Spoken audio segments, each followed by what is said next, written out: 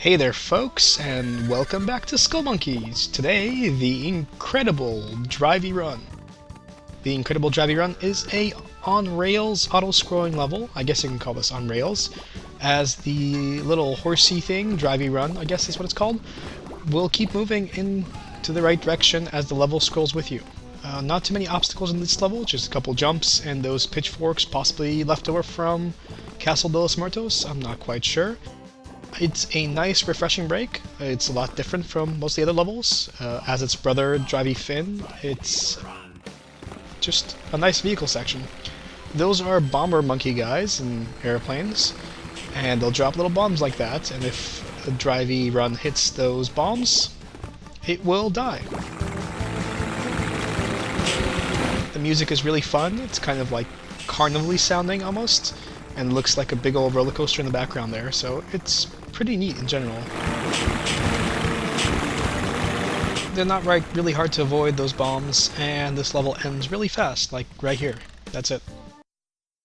And having picked up all 3 swirly cues, we get this green-tinted version of the level with just goodies in it and no way to die. Honestly, I wish they used the Drivey Run music instead of the bonus room music, because we've heard that music so many times now, and the Drivey Run music is just a lot more fun and suited for Drivey Run. We're coming to an end here, because after this, that's all there is to it. But once again, a nice, refreshing little break. Wish it kind of came in sooner in the game, because there were just so many tedious levels with the same thing over and over again. But that is it! Another world down. On to the next world.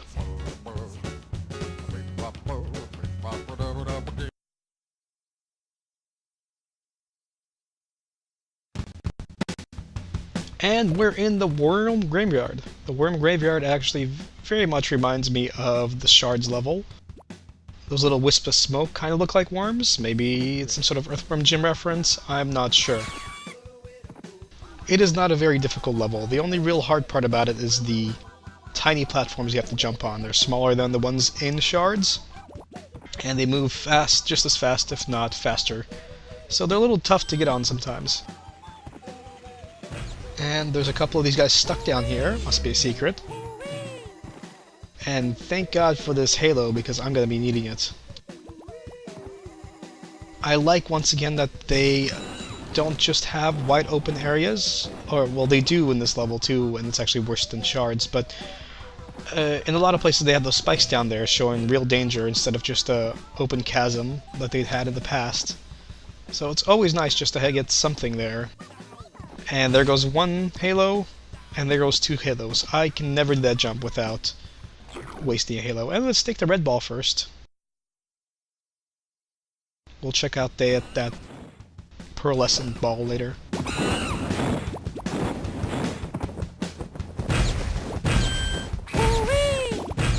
So the red ball is... Actually, I'm not sure which one's easier, the red or the gray. They both have their own difficulties, but neither are too hard. Notice that the flaming infernos are back, and they make that annoying sound every time. Mostly the flappers are here to jump on. They are probably the least threatening of all the flying monkey enemies, so they're not really tough to deal with. The clocks platforms, the time platforms, are actually the tougher part, especially when you have to jump on them and then jump off onto somewhere else. There's a couple leaps of faith here and there where you have to jump on a clock like so and hope that the game doesn't deposit you somewhere where you're gonna die, or like over here.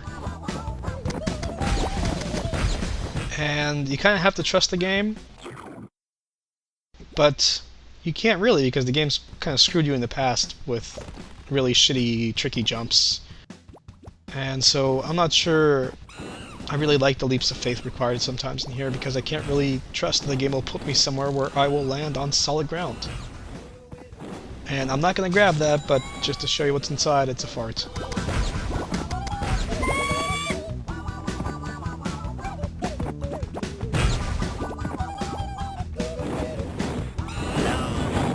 And another willy grabbed. We have our hands full of willies now. pockets full of willies, all 7 of them.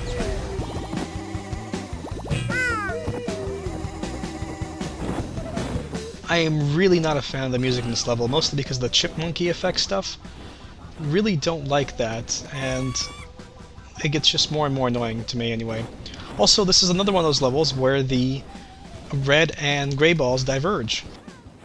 So you're not going to have a place where the 2 of them join up. Instead, they both lead to their own separate set of secret levels. Now, you can wait for the monkey to come back, or you can just whip out a willy there and have it grab the swirly key for you. Especially considering the game just gave you a willy earlier. And before that, let's check out the tan ball here.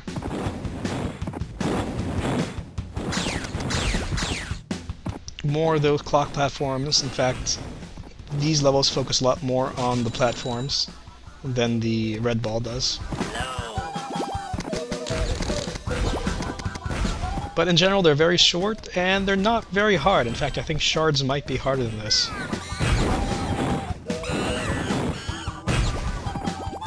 And the backgrounds are boring, and the color palette's kind of boring too, so overall I like shards better.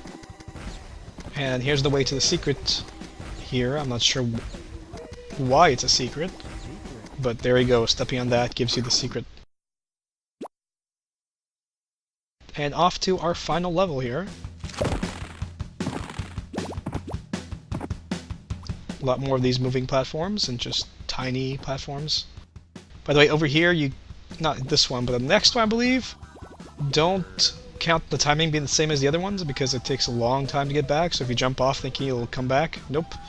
And there's some tempting birdies down there, but why do you need them?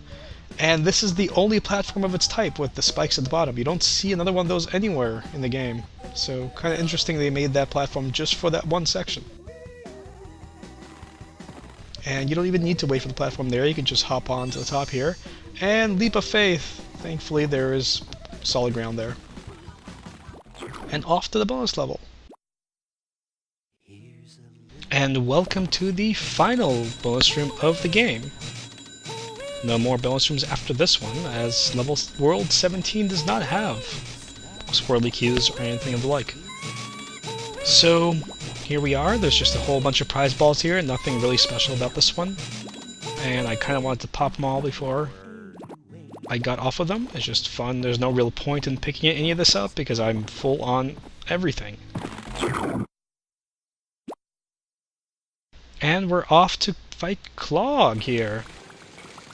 Clog is the final boss of the game.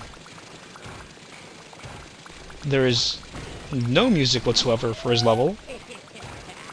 And it is pretty easy. He rides around on this balloon, I don't know what it is, some sort of airship, or maybe it's on rails up top, I don't know. And drops these spikes on you. Every once in a while he'll drop a clean ball without spikes on it, like that one. And you catch it in your tuba thing and just launch it back up at him. I'm actually not quite sure what Clayman's in, but let's pretend it's some sort of musical instrument.